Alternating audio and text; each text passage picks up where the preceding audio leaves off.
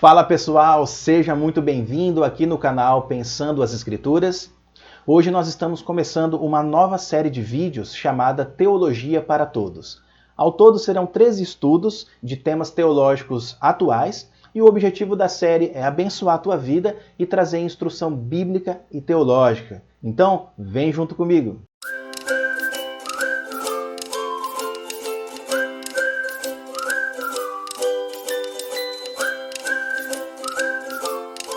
Nesse primeiro vídeo, nós vamos falar sobre o que é teologia. A palavra teologia é a união de duas palavrinhas gregas. A palavra theos, que significa Deus, mais a palavra logos, que significa palavra, ensino e estudo.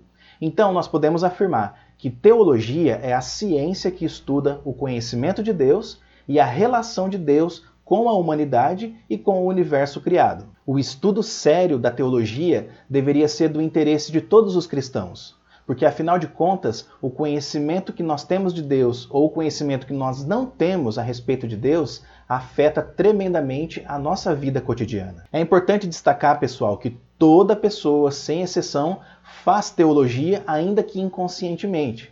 Ou seja, todo ser humano tem uma concepção a respeito de Deus, a respeito da divindade. O fato de todo mundo ter uma concepção a respeito de Deus não significa que todas as concepções estão corretas. Nem todo mundo é um teólogo profissional ou um teólogo por formação, mas todo mundo pensa alguma coisa a respeito de Deus. Mas agora, pessoal, qual é a ferramenta de trabalho da teologia? O principal instrumento da teologia é a Bíblia, os 66 livros sagrados. Nós cremos que por meio da Bíblia, Deus revelou a sua vontade e o seu caráter para a humanidade. E mais do que isso, na Bíblia, Deus também revelou a forma como Ele quer que nós vivamos, uma forma que glorifique o seu nome e que transmita a mensagem de salvação do seu Filho para todos os povos. Além disso, a Bíblia não é um livro comum sobre religião, como os demais livros religiosos que existem por aí. A Bíblia é a palavra infalível do nosso Deus. A Bíblia não é um livro que possui muitas verdades e alguns erros. A Bíblia inteira, de capa a capa, é totalmente verdadeira naquilo que ela diz. Ela é verdadeira no que diz respeito a questões espirituais, históricas e assim por diante. Diante disso, pessoal, talvez surja uma pergunta em nossa mente. Se a Bíblia é a palavra de Deus, e Jesus? O que Jesus é? A resposta é que Jesus também é a palavra de Deus, mas não no mesmo sentido que a Bíblia. A Bíblia é a palavra escrita de Deus, mas Jesus é a palavra personificada, ou a palavra encarnada. Lembra do que está escrito no Evangelho de João? E o Verbo se fez carne e habitou entre nós. Além disso, o próprio Jesus disse que ele é a verdade. Veja, eu sou o caminho, a verdade e a vida, ninguém vem ao Pai senão por mim. Agora, é importante dizer que não é possível uma pessoa afirmar que segue a Jesus, mas não segue a Bíblia, porque isso é uma total contradição. Ora, o próprio Jesus, durante a sua vida aqui na Terra, citava as Escrituras, amava as Escrituras e cumpriu todas as Escrituras. Se o próprio Jesus, o Filho de Deus, nosso Salvador, valorizou tanto assim a palavra de Deus, por que nós daríamos um valor menor a ela? Agora, qual é a diferença entre a Bíblia e a teologia? Como nós dissemos anteriormente, a Bíblia é a ferramenta de trabalho da teologia, mas as duas são totalmente diferentes. A Bíblia é única, ela é a verdade revelada do nosso Deus, ela é a palavra de Deus infalível. Mas, por outro lado, há muitas teologias que são produzidas por aí. Enquanto a Bíblia é a revelação especial de Deus, a teologia é a interpretação que os homens fazem a respeito dessa revelação. E assim como acontece em todo o campo do conhecimento humano, existe a boa teologia e a teologia ruim. Existe a falsa teologia e a teologia saudável, baseada nas Escrituras. E além dessa distinção, pessoal, entre Bíblia e teologia, há também uma diferença entre teologia e opinião popular. Os teólogos não emitem opiniões populares. É claro, existem um grupo de teólogos que sim, emitem opiniões subjetivas que não têm base no texto sagrado. Mas, via de regra, o teólogo que leva a sério as Escrituras, ele não produz opiniões. Ele vai oferecer uma interpretação das Escrituras, mas sempre procurando ser fiel ao texto bíblico. É verdade que todo mundo tem uma opinião a respeito de algum assunto teológico em particular. Mas nem toda opinião deve ser levada a sério, porque nem toda opinião leva a sério a palavra de Deus. Então, o papel do verdadeiro teólogo não é emitir opiniões pessoais, mas sim ler as Escrituras, interpretá-la de um modo fiel, sintetizá-la e transmitir esse conhecimento para as pessoas. E aqui nós entramos no primeiro tópico do nosso estudo. Via de regra, os teólogos dividem o estudo teológico em pelo menos 4 departamentos. O primeiro departamento é a teologia bíblica. A teologia bíblica procura explicar o processo de revelação de Deus ao longo dos livros bíblicos e como esse processo culmina na pessoa de Cristo Jesus. Em outras palavras, na teologia bíblica, os temas teológicos são apresentados e explicados à medida que a revelação de Deus vai se desdobrando. O segundo departamento é a teologia histórica.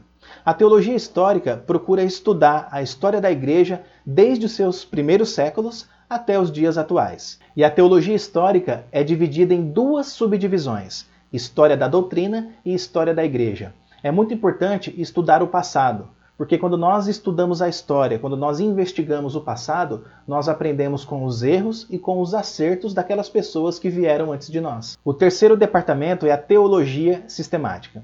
A teologia sistemática utiliza o trabalho da teologia histórica e da teologia bíblica para construir o seu próprio edifício. A teologia sistemática procura sistematizar as doutrinas bíblicas de maneira coerente e de maneira lógica. Ela é fundamental, pessoal, para o estudo aprofundado das doutrinas bíblicas. E o quarto departamento é a teologia prática, também chamada de doutrina da vida cristã.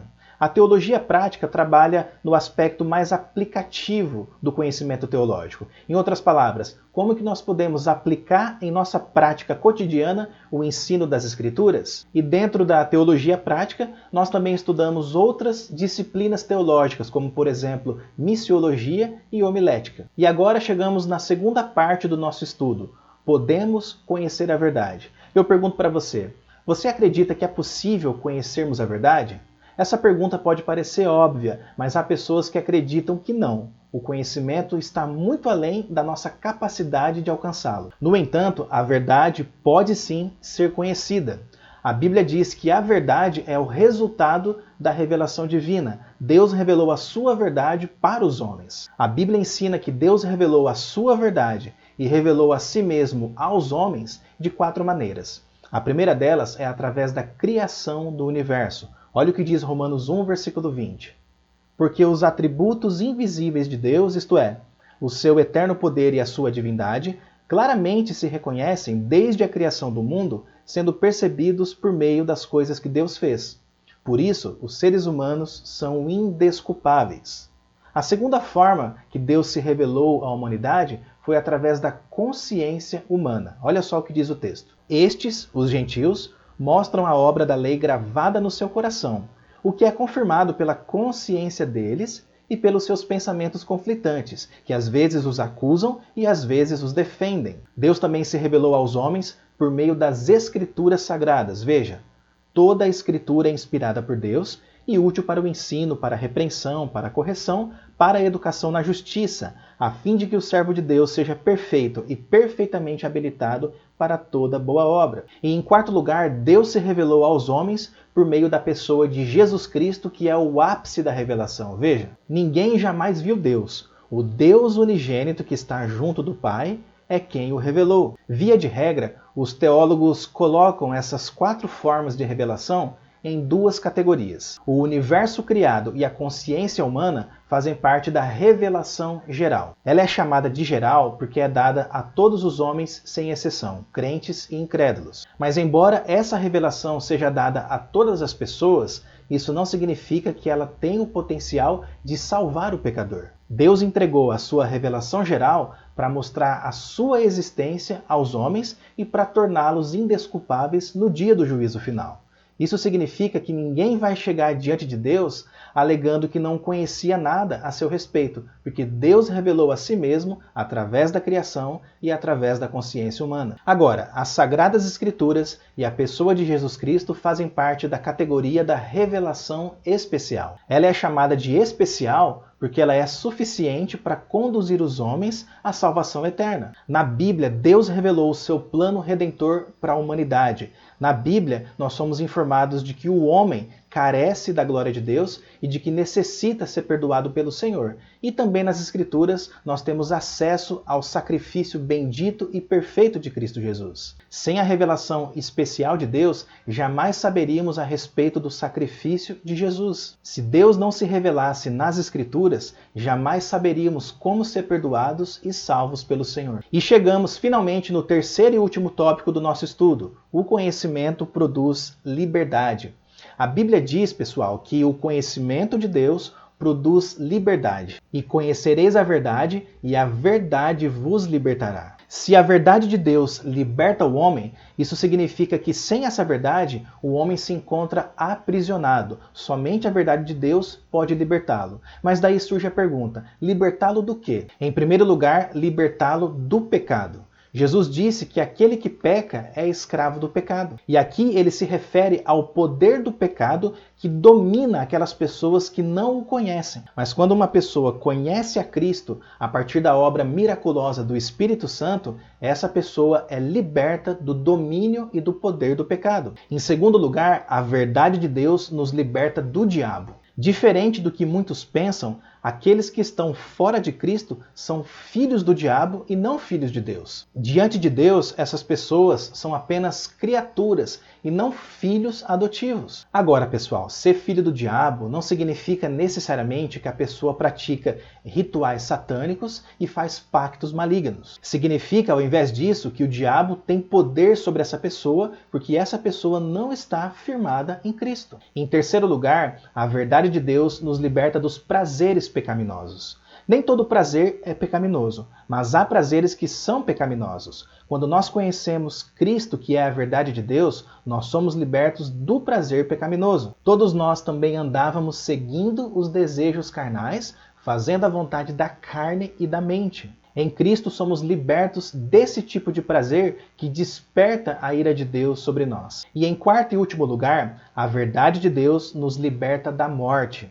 A Bíblia mostra que há vários tipos de morte. Existe a morte espiritual, que é o rompimento com Deus, que aconteceu lá no Éden, por meio da desobediência de Adão e Eva. A Bíblia fala também a respeito da morte física, que é consequência da morte espiritual. E por fim, a Bíblia fala da morte eterna, que é o resultado de rejeitar a oferta da salvação que Deus nos oferece através de Cristo Jesus. Aquele que conheceu a Cristo, a verdade de Deus, foi liberto para sempre da morte eterna. Ainda que a morte física nos atinja, a morte eterna não pode colocar as suas mãos sobre nós. Cristo morreu em nosso lugar. Cristo suportou a ira e o julgamento de Deus para que nós não sofrêssemos essa punição. Portanto, pessoal, nós concluímos esse primeiro estudo afirmando que o objetivo principal da teologia é nos conduzir a Deus, mas é também nos habilitar a pensar e a viver em conformidade com a sua vontade. Todo cristão tem o dever de cultivar a sua fé e de crescer na graça e no conhecimento de Jesus Cristo. E eu te pergunto, você tem buscado esse crescimento? Para finalizar esse vídeo, eu quero deixar para você uma dica de leitura.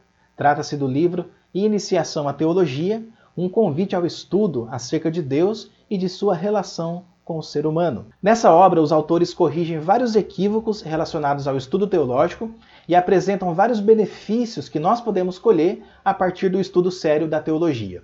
Então eu vou deixar o link desse livro na descrição desse vídeo. Acessa lá, adquira essa obra que eu tenho certeza que ela vai contribuir e muito para o teu crescimento teológico. E esse foi o vídeo de hoje, espero que você tenha gostado e tenha compreendido o que é teologia. Se você gostou do vídeo, deixe o seu like, se inscreva no canal, ative o sininho de notificação para você não perder nada do que é postado aqui.